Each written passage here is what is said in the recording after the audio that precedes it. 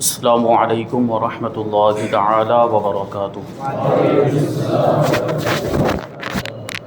نحمده ونصلی ونسلم علی رسولہ الکریم، اما بعد فاعوذ باللہ من الشیطان الرجیم، بسم اللہ الرحمن الرحیم۔ رضی اللہ عنہم ورضوا عنہ، صدق اللہ العظیم۔ ایک مرتبہ بارگاہ رسول و آل رسول میں درود و سلام کا ہدیہ پیش کریں اور پڑھیں اللہم صلی علی سیدنا و مولانا محمد معدن الجود والکرم وآلہ الکرام وابنہ الکریم وبارک وسلم، صلاۃ و سلاما علیک یا رسول اللہ صلی اللہ تعالی علیہ وسلم۔ عزیزان ملت اسلامیہ، یہ ذی الحجہ کا مہینہ ہے اور اسی مہینے کی 26 تاریخ کو امیر المؤمنین خلیفۃ المسلمین حضرت عمر فاروق اعظم رضی اللہ تعالی عنہ کا یوم شہادت ہے۔ اسی دن حضرت فاروق اعظم رضی اللہ تعالی عنہ کی شہادت ہوئی۔ اسی مناسبت سے آج ہم انشاءاللہ تبارک و تعالی فاروق اعظم رضی اللہ تعالی عنہ کا تذکرہ کریں گے۔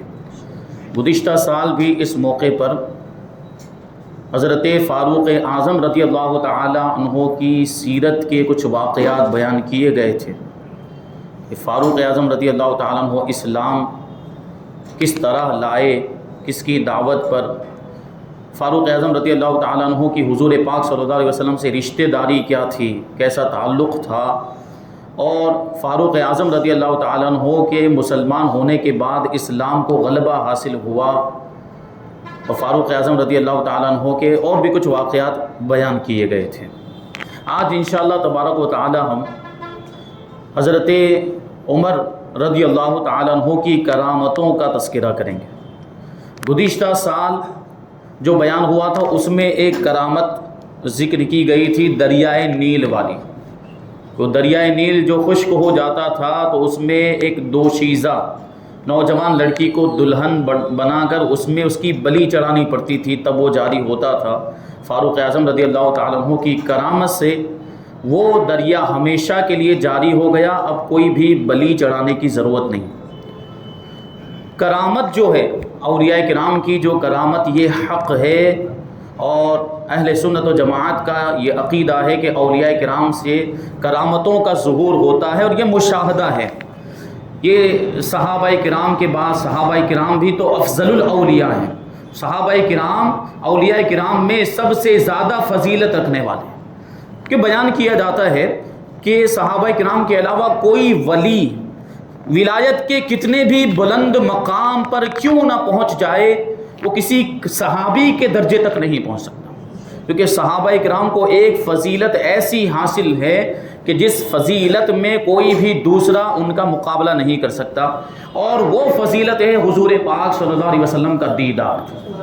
صحابہ کرام نے ایمان کی حالت میں حضور پاک صلی اللہ علیہ وسلم کا دیدار کیا اپنے ماتھے کی آنکھوں سے۔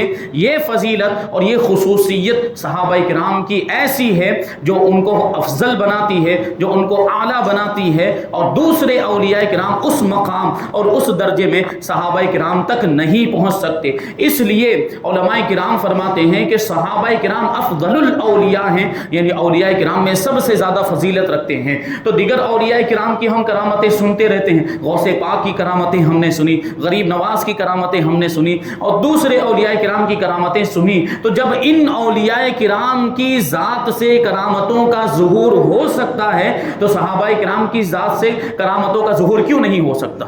یہ الگ بات ہے کہ صحابہ کرام کی کرامتیں اتنی زیادہ مشہور نہیں ہوئی، کتابوں میں ان کی کرامتوں کے اتنے زیادہ واقعات نہیں ملتے، لیکن کرامتوں کا کم یا زیادہ ہونا یہ ولایت کے مقام کو طے نہیں کرتا۔ یعنی کرامتیں زیادہ ہو تو ولی بڑے مرتبے والا، اور کرامتیں کم ہو تو ولی چھوٹے مرتبے والا، ایسا نہیں ہو سکتا۔ صحابہ کرام افضل الاولیاء ہے، اور صحابہ کرام کی بھی بہت ساری کرامتیں۔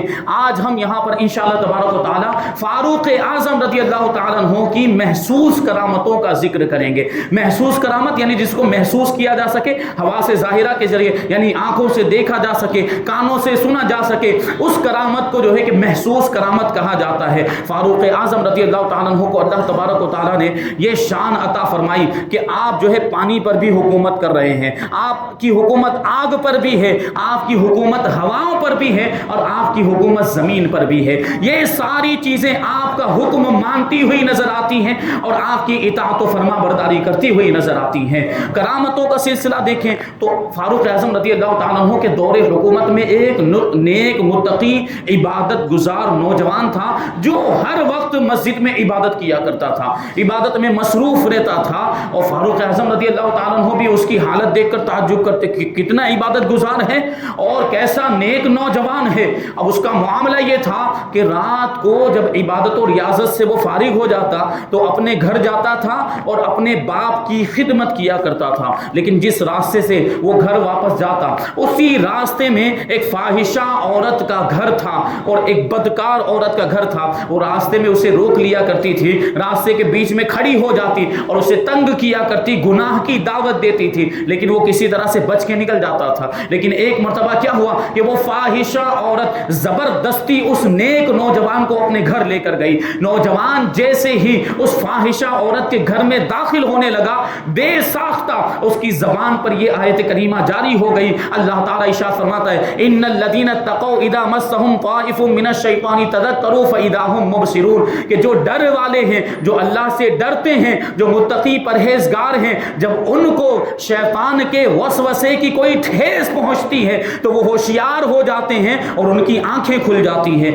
یہ آیت کریمہ کا زبان پر جاری ہونا تھا کہ پھر کیا تھا، وہ جو نوجوان تھا خوف خدا کی وجہ سے بے ہوش ہو کر زمین پر گر گیا۔ اب بے ہوش ہو گیا تھا، ظاہر سی بات اب کسی کام کا نہیں رہ گیا، تو اس فاحشہ عورت نے اپنی باندی کی مدد سے اس کو گھسیٹ کر دروازے کے باہر پھینک دیا۔ اب دوسری جانب اس کا باپ پریشان، رات کو دیر ہو گئی، تاخیر، ابھی تک بیٹا گھر نہیں پہنچا، تو باپ پریشان ہو گیا اور تلاش کرنے کے لیے نکلا، ادھر ادھر ڈھونڈا اور بیٹا کہیں نہیں ملا۔ آخرکار ڈھونڈتے ڈھونڈتے تلاش کرتے کرتے اس نوجوان کا جو باپ تھا وہ فاحشہ عورت کے گھر تک پہنچ گیا، تو کیا دیکھا کہ اس کے دروازے کے باہر اس کا بیٹا بے ہوش پڑا ہوا ہے۔ باپ اس کو اٹھا کر گھر لے آیا اور پھر جو ہے کہ اس کی تیمارداری کرنے لگ گیا۔ رات بیتے، تھوڑا وقت گزرا، تھوڑی دیر گزری تو اس کو ہوش آیا، تھوڑی دیر کے بعد تو باپ نے پورا ماجرا پوچھا کہ کیا ہوا تھا، تو پورا واقعہ اس نیک نوجوان نے بیان کیا۔ اب جو اس کا باپ ہے وہ پوچھنے لگا کہ وہ آیت کون سی تھی جو تمہاری زبان پر جاری ہو گئی تھی، تو نوجوان نے دوبارہ اس آیت کریمہ کی تلاوت کی، لیکن جیسے ہی اس آیت کریمہ کو دوبارہ اس نوجوان نے پڑھا پھر سے وہی خوف خدا والی کیفیت اس کے دل پر طاری ہو گئی، وہ لرزہ بر اندام ہو گیا اور پھر سے بے ہوش ہو کر زمین پر گر گیا۔ اور اب کی مرتبہ اسے ہوش میں لانے کی کوشش کی گئی، لیکن اب کی مرتبہ وہ ہوش میں نہیں آیا، بلکہ خوف خدا کی وجہ سے اس کی روح قفس عنصری سے پرواز کر گئی تھی، اس کا انتقال ہو گیا۔ یہ خوف الہی کا عالم تھا۔ اب کیا ہوگا، رات کا وقت تھا تو اس کے باپ نے رات ہی میں اس کے غسل کفن دے کر اس کو دفن کر دیا۔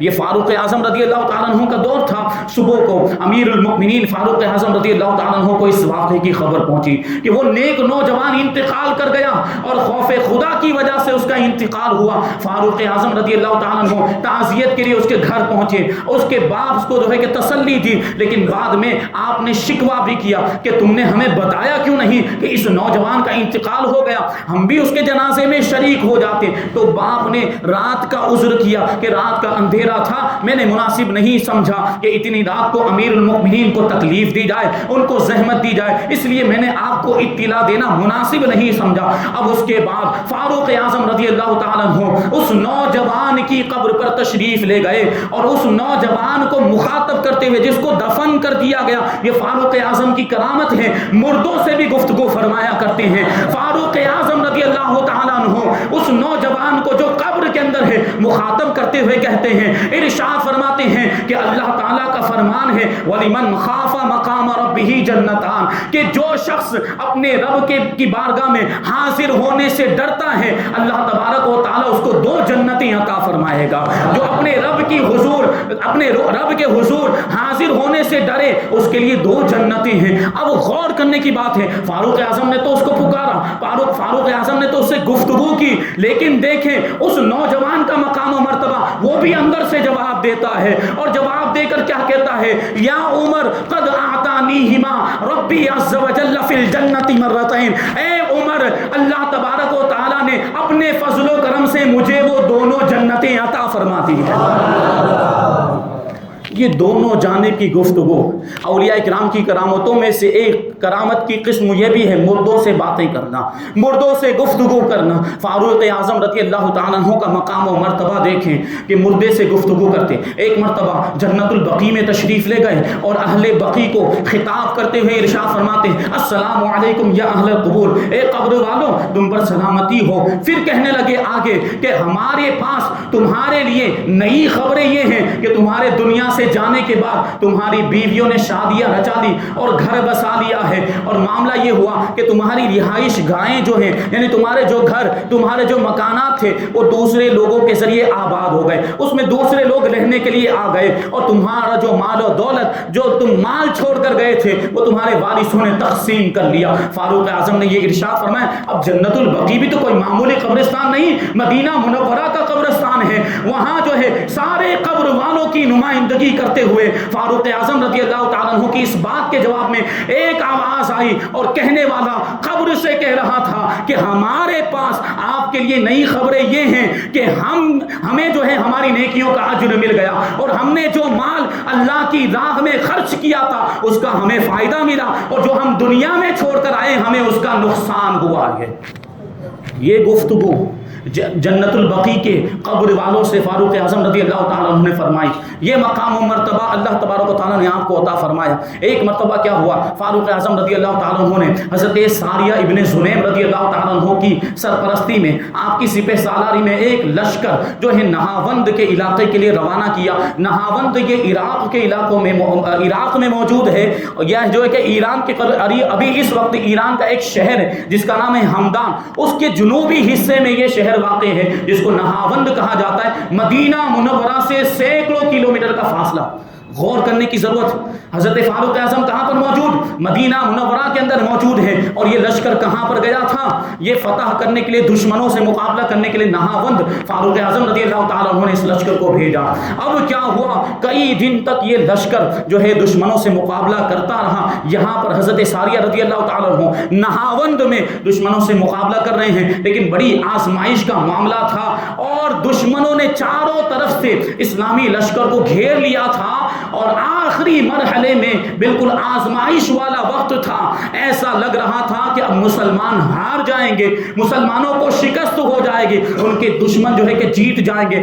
این اسی موقع پر، اسی وقت حضرت فاروق اعظم رضی اللہ تعالیٰ عنہ مدینہ منورہ میں مسجد نبوی کے منبر پر کھڑے ہو کر خطبہ ارشاد فرما رہے تھے کہ اچانک خطبے کے دوران فاروق اعظم رضی اللہ تعالیٰ عنہ یہ جملہ ارشاد فرمانے لگے، یا ساریۃ الجبل، یا ساریۃ الجبل، یا ساریۃ الجبل۔ اب ادھر حضرت ساریہ رضی اللہ تعالیٰ عنہ نے بھی وہاں پر میدان جنگ میں فاروق اعظم رضی اللہ تعالیٰ عنہ کی اس آواز کو سنا، اور فوراً پہاڑ کو اپنی آڑ بنا لیا، اور پورے لشکر کو حکم دیا فاروق اعظم رضی اللہ تعالیٰ عنہ کے حکم پر عمل کرنے کا۔ اور پورے لشکر نے جب فاروق اعظم رضی اللہ تعالیٰ عنہ کے حکم پر عمل کیا تو جنگ کا پانسا ہی پلٹ گیا، اور مسلمانوں نے وہ بہادری اور شجاعت اور دلیری کے جوہر دکھائے کہ دشمنوں کے پاؤں اکھڑ گئے اور وہ میدان جنگ سے بھاگ گئے۔ اور اس طریقے سے اللہ تبارک و تعالیٰ نے فاروق اعظم رضی اللہ تعالیٰ عنہ کی برکت سے مسلمانوں کو اور اسلامی لشکر کو فتح عطا فرمایا۔ غور کرنے کی ضرورت ہے کہ کتنا فاصلہ، سینکڑوں میل کا فاصلہ ہے۔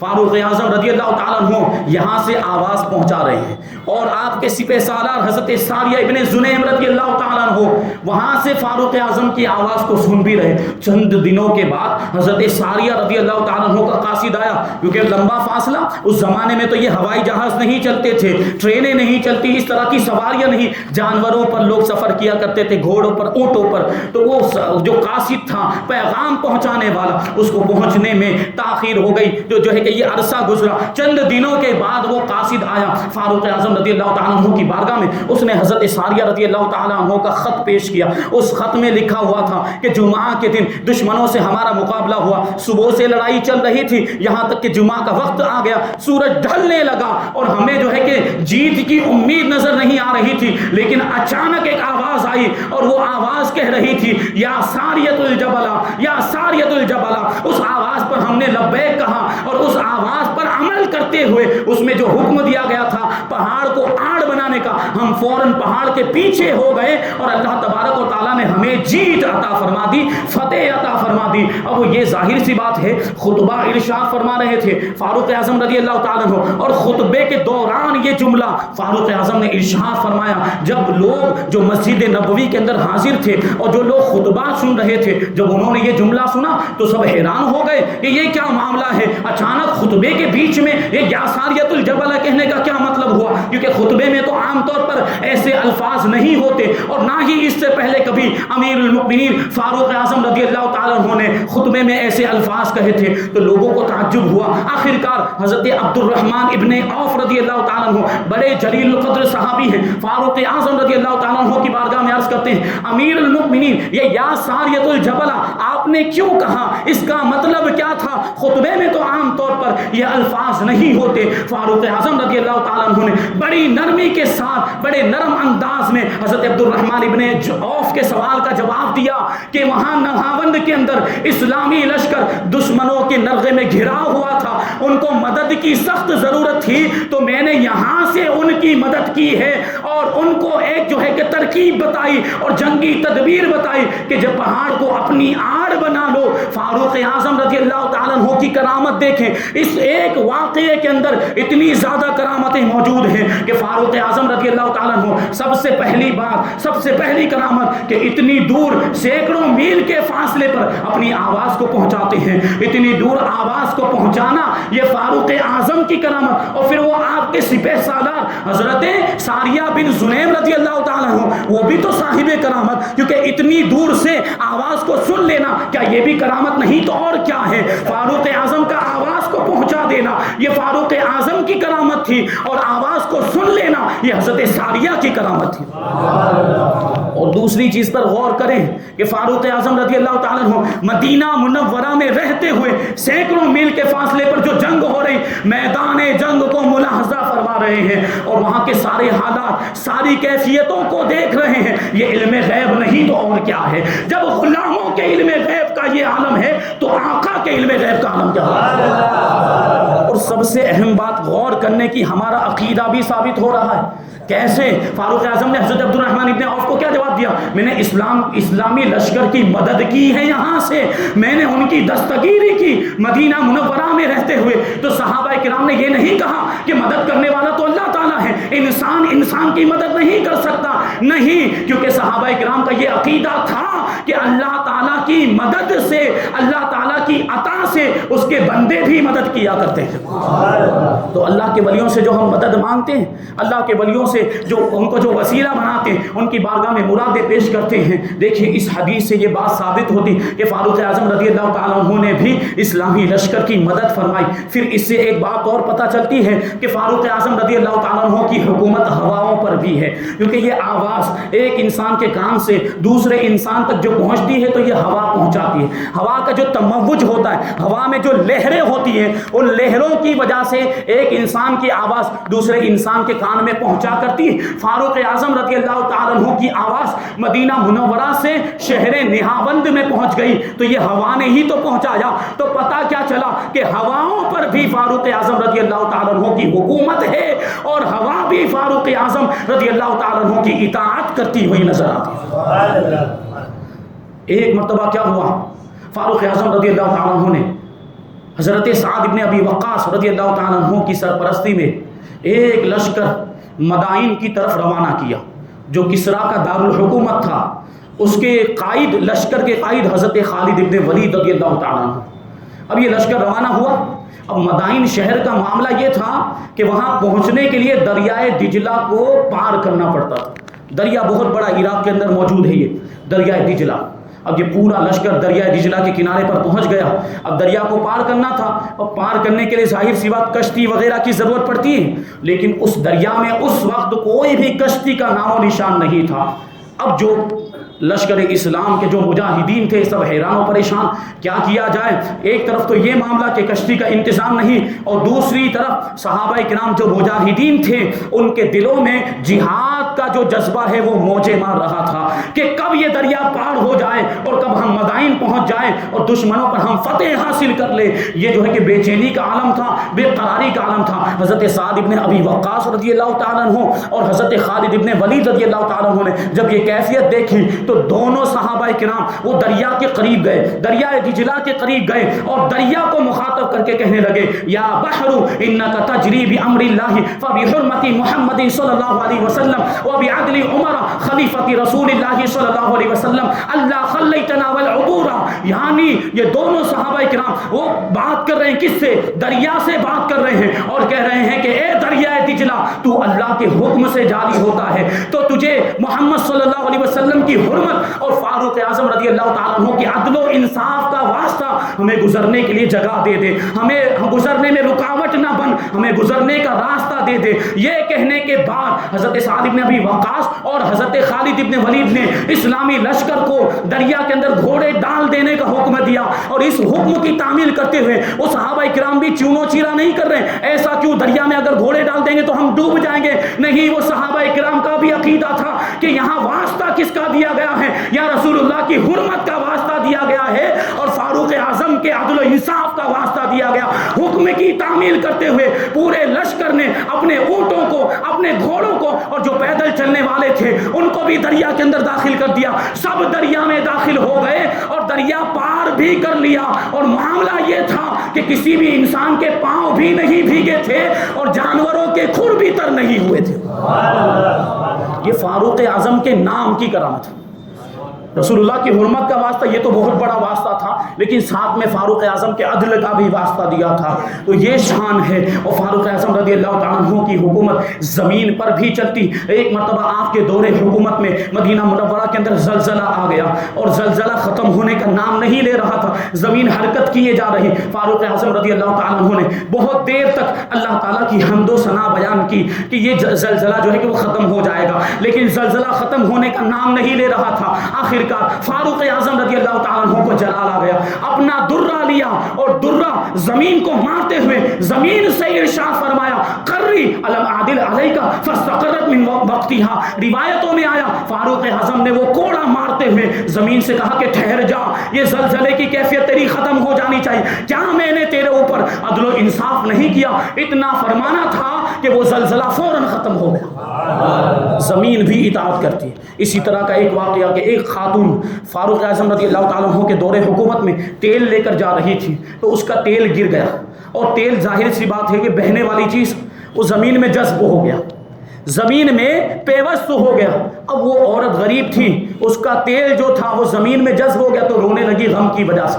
فاروق اعظم رضی اللہ تعالیٰ عنہ کا وہاں سے گزر ہوا، اس خاتون کو روتے ہوئے دیکھا تو رونے کی وجہ پوچھی کہ کیوں رو رہی ہو؟ تو اس خاتون نے پورا واقعہ بیان کیا کہ میرا تیل گر گیا اور وہ تیل زمین کے اندر جذب ہو گیا. فاروق اعظم رضی اللہ تعالیٰ عنہ زمین کو مخاطب کرتے ہوئے ارشاد فرماتے ہیں اے زمین، تو نے میرے دور حکومت میں اس خاتون کے تیل کو غصب کر لیا ہے، اس خاتون کے تیل کو جذب کر لیا ہے، اس کا تیل واپس کر دے، اس کا تیل واپس کر دے. ہم اور آپ غور کریں، کیا ہم زمین سے اس طرح کی بات چیت کر سکتے ہیں؟ اور اگر ہم زمین کو کسی بات کا حکم دیں کیا وہ ہماری بات مانے گی؟ نہیں. لیکن یہ فاروق اعظم کی ذات ہے. فاروق اعظم اگر کچھ حکم دیتے ہیں تو زمین بھی اس کی اطاعت کرتی ہے. اور یہی ہوا، فاروق اعظم نے جب زمین کو حکم دیا کہ اس خاتون کا تیل واپس کر دے، فوراً زمین نے وہ تیل اگل دیا اور اس خاتون نے اپنے برتن کے اندر وہ تیل جمع کر لیا.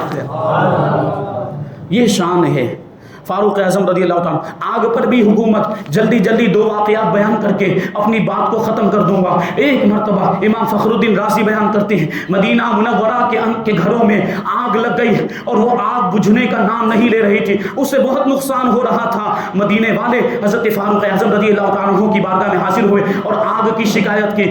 آگ کا یہ معاملہ ہے، آپ کو وہ واقعہ یاد ہونا چاہیے، دریائے نیل کے نام بھی فاروق اعظم نے خط لکھا تھا تو ہمیشہ کے لیے جاری ہو گیا۔ اب یہاں پر فاروق اعظم رضی اللہ تعالیٰ عنہ آگ کے نام پر خط لکھ رہے ہیں۔ ایک خط لکھا اور اس خط میں کیا لکھا؟ فاروق اعظم نے اس میں لکھا یا نارو اسکنی باذن اللہ، اے آگ اللہ کے حکم سے بجھ جا، اللہ کے حکم سے رک جا۔ اور پھر وہ خط دینے کے بعد فاروق اعظم نے جو آئے تھے ان کو دیا اور کہا یہ لے جا کر آگ میں ڈال دینا۔ جب لوگوں نے وہ خط آگ میں ڈالا تو وہ آگ بجھ گئی۔ یہ شان ہے۔ اسی طریقے سے ایک مرتبہ فاروق اعظم رضی اللہ تعالیٰ عنہ کے دور حکومت میں ایک پہاڑی آگ ظاہر ہوئی، یعنی جو پہاڑ کے غاروں میں سے نکلی تھی اور وہ پھیلتی ہی جا رہی تھی اور اس سے بھی بہت زیادہ نقصان ہو رہا، بستیاں جلنے لگ گئی، آبادیاں جلنے لگ گئی۔ لوگ آئے فاروق اعظم کی بارگاہ میں شکایت کی۔ حضرت فاروق اعظم رضی اللہ تعالیٰ عنہ نے حضرت تمیم داری رضی اللہ تعالیٰ عنہ کو اپنی چادر مبارک عطا فرمائے۔ دیکھیں یہ اللہ والوں کی ادائیں ہوتی، اللہ والوں کے انداز، کچھ ارشاد نہیں فرما رہے، کیا کہتے ہیں یہ چادر لے کر جاؤ اور یہ چادر بس اتنا کرنا کہ میری یہ چادر آگ کو ایسے دکھا دینا، میری یہ چادر آگ کے سامنے کر دینا، آگ کے قریب کر دینا۔ حضرت تمیم داری رضی اللہ تعالیٰ عنہ فاروق اعظم رضی اللہ تعالیٰ عنہ کی چادر کو لے کر گئے، آگ کے قریب پہنچے اور فاروق اعظم کی چادر کچھ زبان سے نہیں بول رہے ہیں کہ فاروق اعظم نے حکم دیا ہے کہ تم آگ جو ہے وہ بجھ جاؤ، پہاڑوں میں واپس چلے، نہیں، بلکہ صرف اتنا کیا، وہ فاروق اعظم رضی اللہ تعالیٰ عنہ کی چادر کو اس طریقے سے پھیلا کر آگ کے سامنے کر دیا۔ اب جیسے ہی اس چادر کو آگ کے سامنے کرنا تھا وہ آگ وہاں سے ہٹنے لگی، آگ وہاں سے سمٹنے لگی، پہاڑوں کے اندر واپس چلی گئی اور غاروں میں جا کر بالکل غائب ہو گئی اور بالکل ختم ہو گئی۔ یہ فاروق اعظم رضی اللہ تعالیٰ عنہ کی طاقت و قوت ہے کہ آپ کی چادر کو دیکھ کر آگ بجھ جایا کرتی ہے۔ اور فاروق اعظم رضی اللہ تعالیٰ عنہ آگ پر بھی حکومت فرماتے ہیں اور آگ بھی آپ کی اطاعت و فرما برداری کرتی ہوئی نظر آتی ہے۔ ابھی تو بہت ساری باتیں بیان کی جا سکتی ہیں لیکن وقت ختم ہو گیا۔ اللہ تبارک و تعالیٰ کی بارگاہ میں دعا کرتے ہیں کہ جو کچھ بھی بیان ہوا اس پر ہم سب کو عمل کرنے کی توفیق عطا فرمائیں، صحابہ کرام سے محبت کرتے ہوئے ان کے نقش قدم پر ہم سب کو چلنے کی توفیق عطا فرمائے۔ وما علینا الا البلاغ۔ السلام علیکم۔